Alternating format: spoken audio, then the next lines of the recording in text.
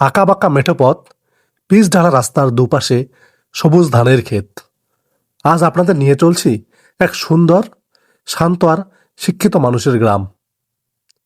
যে রাস্তা দিয়ে আমি চলতেছি তার দুপাশে সবুজের সমারোহ, হালকা বাতাসে দুলছে ধানের ক্ষেত। দূর থেকে দেখা যাচ্ছে ফসলের মাঠ।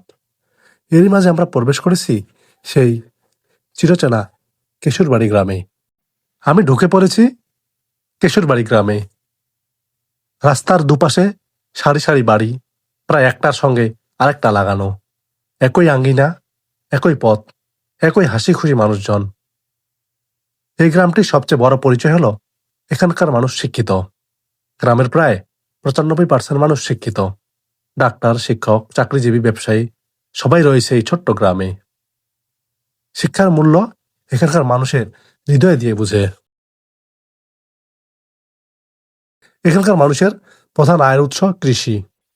ধান, পাট, আলু যাই উৎপাদন হোক না কেন, কৃষির উপরেই তাদের দিনের শুরু হয় আর শেষ হয় কৃষির মাধ্যমেই। শুধু কৃষি নয়, শীত এলেই এই গ্রামের মানুষজন ব্যস্ত হয়ে পড়ে কম্বল তৈরিতে।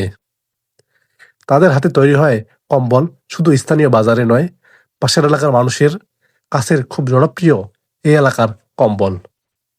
সরল জীবনযাপন, পরিশ্রম আর সততা, এই তিনটাই কিশোরবাড়ির মানুষের পরিচয়।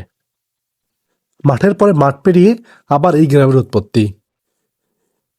গ্রামের শিশুরা হাটে যায়, খেলাধুলা করে, আর কৃষকেরা সারাদিন কাজ করে তাদের কর্মব্যস্ততায় সময় পার করে বিকালবেলা হাটে যায় লক্ষ্মীর হাটে। পাশে রয়েছে কদম রসুল হাট। এই কেশুরবাড়ি শুধু একটি গ্রাম নয়, এটা এক রূপকথার মতো শান্ত জায়গা, যেখানে মানুষ আছে, শিক্ষা আছে, পরিশ্রম আছে, আছে নিখুঁত প্রাকৃতিক নিখুঁত সৌন্দর্য।